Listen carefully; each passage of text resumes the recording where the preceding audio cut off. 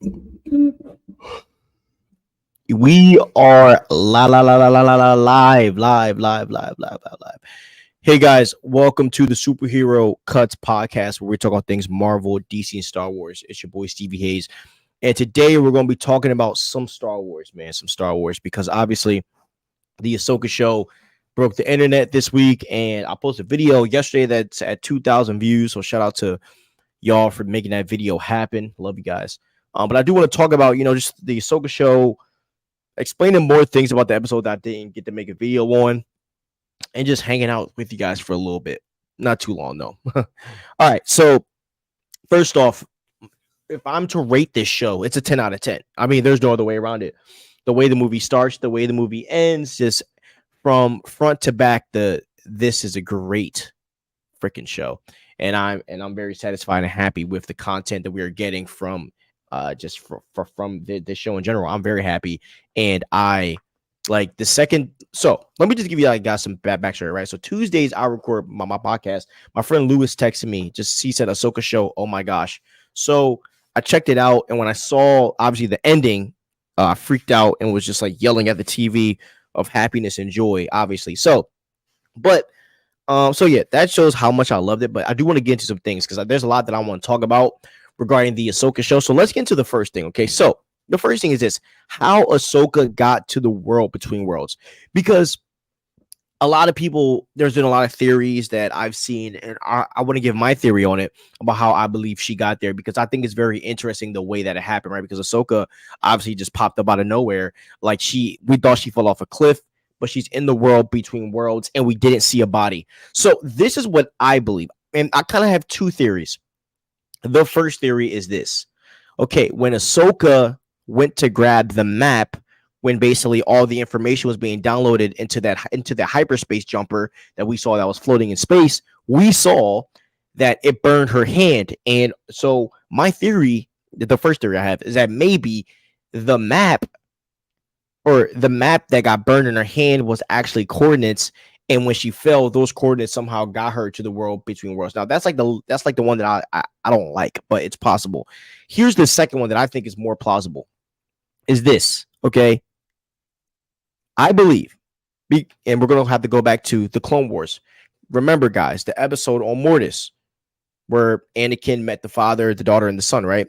I believe what could have possibly happened is Ahsoka fell off of the cliff, and because of the fact that the embodiment of the light side lives inside of her, right, the daughter, she ended up going to the world between worlds because of that very thing. And I believe that maybe she might have died, and maybe her body, and maybe she's in this limbo, because there's been a lot of theories that the world between worlds is this limbo where a bunch of Jedi hang out at after they die. Or she just could have been transported here because she was about to die, but because she is, as I said, because the daughter lives in her, which is the embodiment of the light side of the Force, maybe she didn't die. She got sent straight to this place. That is my theory on it. At least for that particular moment. I also think another possible thing that could have happened while I'm just sitting here could even be the fact that Ahsoka was in the world between worlds before, and the fact that, I mean, technically, right, if we're being literal, she still did not die when she went back into her timeline, which means that history is still changed. So maybe every time she dies because she changed history, at that point she'll just end up back at the world between worlds every time, which is a theory that I didn't really think of. But that might be very interesting to take a look into. Maybe every time she's like on the brink of death, she ends up in the world between worlds, and she has the opportunity to come back. That's just a theory that I just made up in my mind just now. But yeah, so that's how I think she got there. And I think it's very interesting. Now, I do believe that there's going to be a lot that is going to happen, and I'm going to talk about that when we talk about Anakin in a little bit. But I do want to pull up this video of Dave Filoni breaking down the world between worlds, and then obviously I'm going to pause and give you guys some of my commentary on it. But it's very, very interesting. So we're going to pull this up here, and let me get back to here. I think I want to do it like a different way. I want to do it like that. Hold on, guys. Give me a second.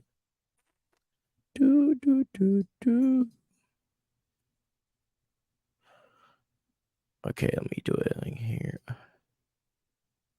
I like it like on the side. No. Okay, so I'm gonna play this clip of Dave Filoni talking about the world between worlds, and we're gonna pause and stuff, and I'm gonna give you guys my, like my view on all of this as we go along. So let's listen, okay? The world between worlds, then, it's not about time travel. It's really not about time travel at all. It's just about a place where everything comes together.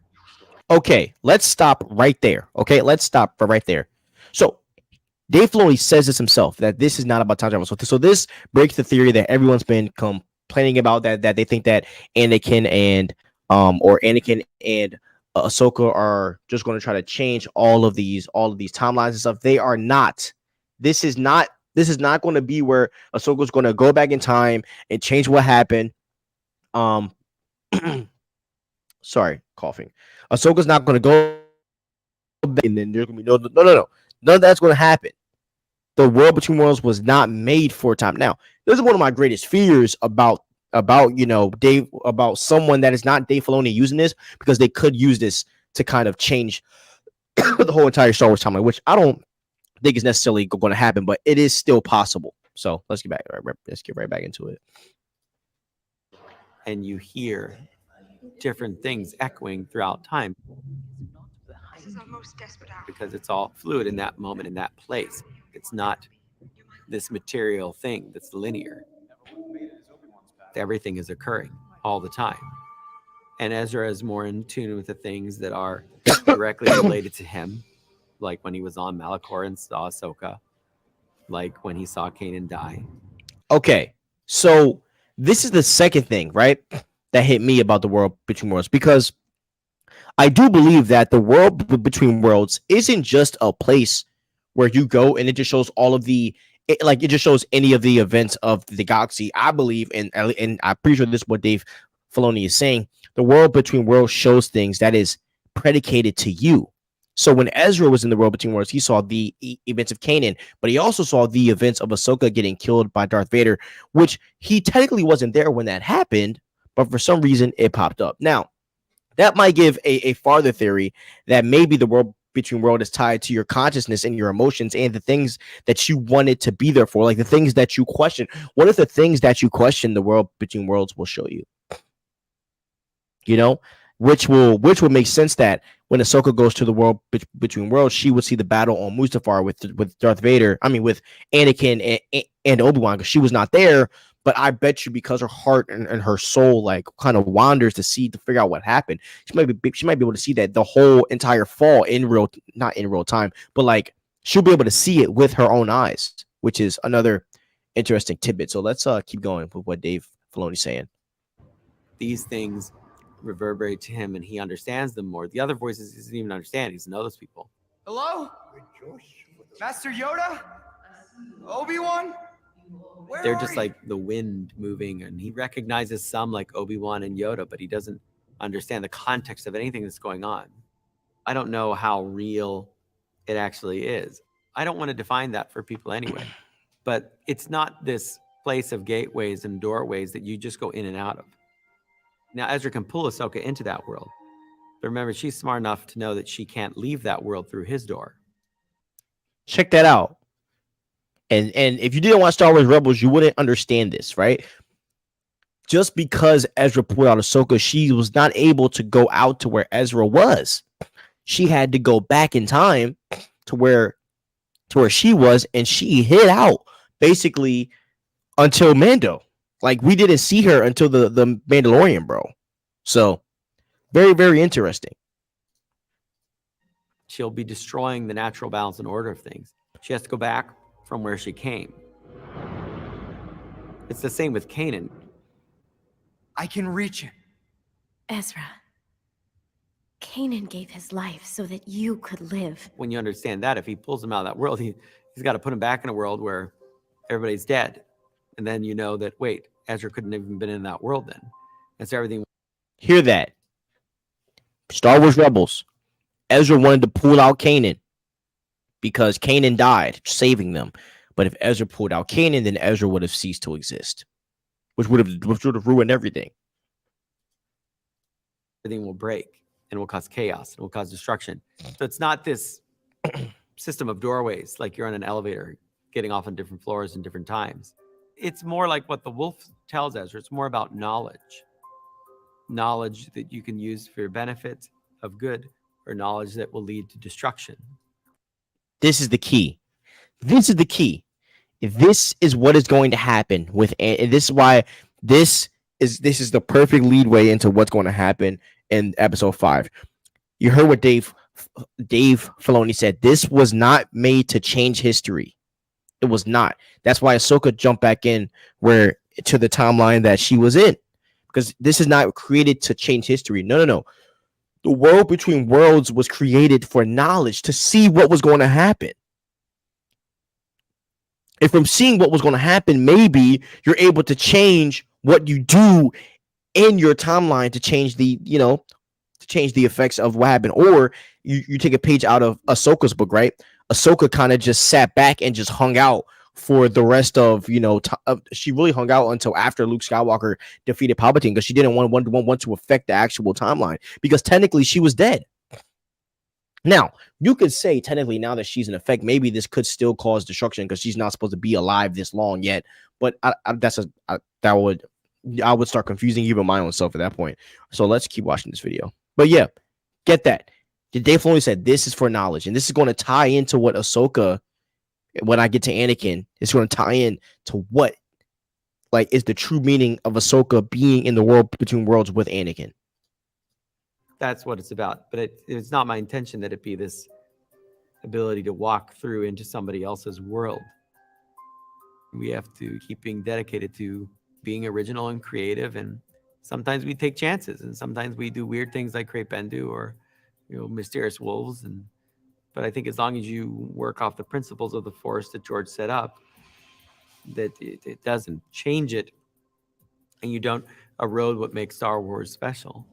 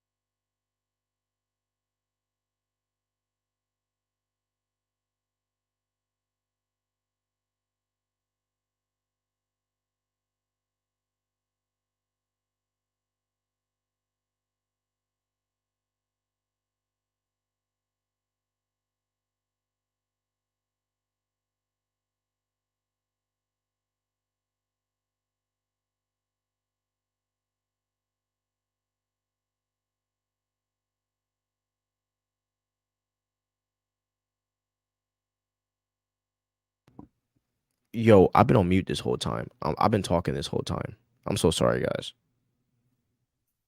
I don't know how long I've been talking, but we're gonna cut that. I'm gonna cut that out. But what I was saying is this. I don't know what you guys missed, but I'm gonna just start from the beginning because I was on mute for a minute. This is how I feel. Anakin Skywalker is the father, Ahsoka is the daughter, and I believe that the son could possibly be Starkiller. At first, I thought that the father, son, and daughter was Ahsoka.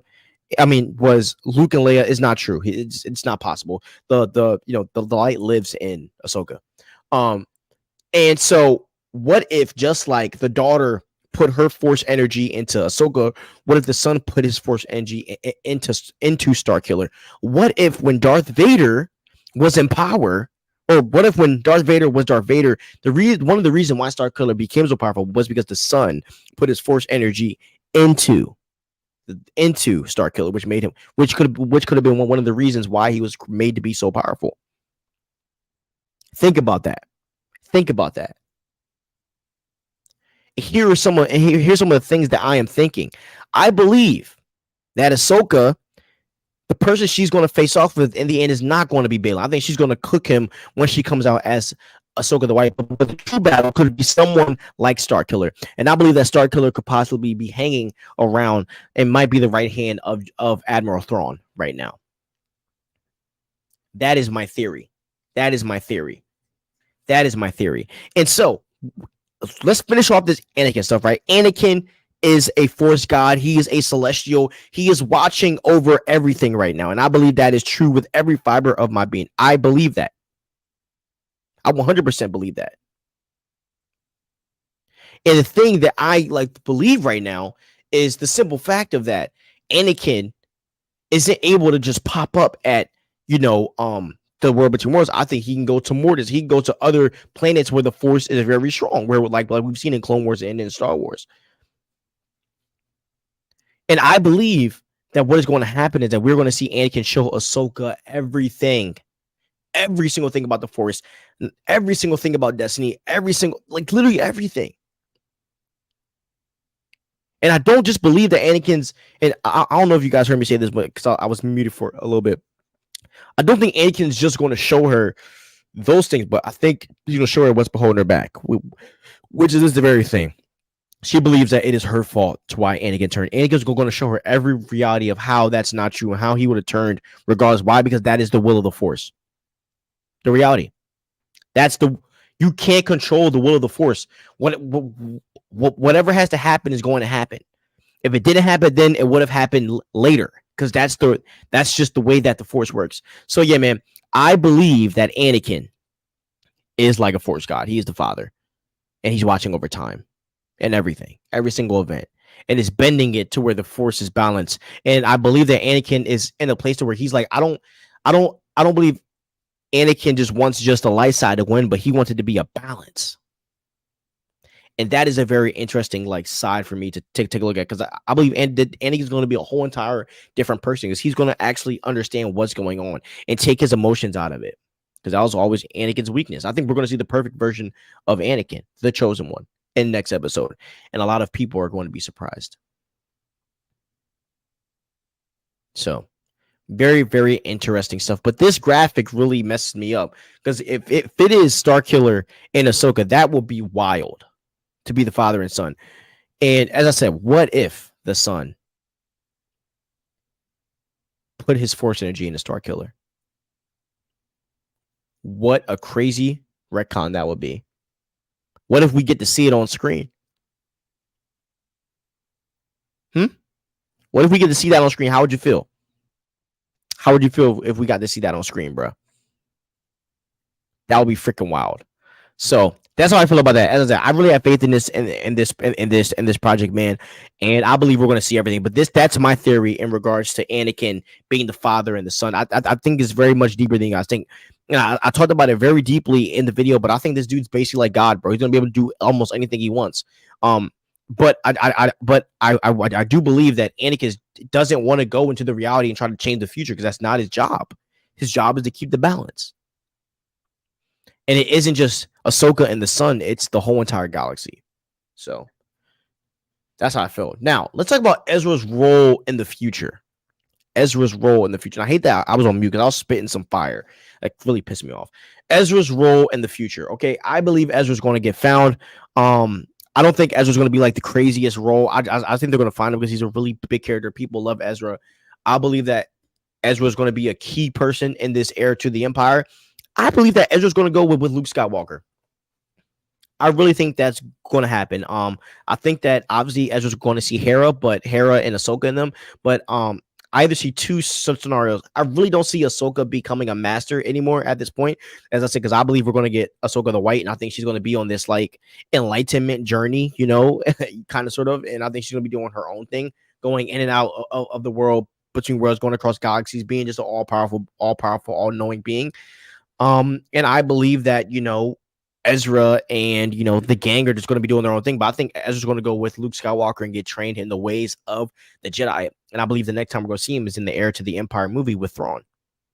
Because I believe that Luke Skywalker is going to be a part of that. And the Mandalorian and all these other characters. So that's why I see Ezra Bridger's future going. And I think that's a good thing for Ezra. Like, obviously, we're going to see the reunion with Sabine and the gang, but I don't see a reality that like Ezra's going to be like, you know, like this, like top dog and all this stuff, you know, that he's going to come and like, you know, lead the charge against Thrawn. No, I think he's going to go and get some more training because there's a lot. I mean, think about it. He's been going for years. So yeah, that's how I feel about Ezra, man. I'm going to end this episode here. As I apologize for going on mute. But that's how I feel about this episode. I'm really happy. There's a lot of theories going around and a lot of things like that, but this was all in all a great episode, and I can't be mad. I'm not mad at it at all. So thank you guys so much for watching and listening. Please like, subscribe, and ring the notification bell so you know when we post, and have a great day.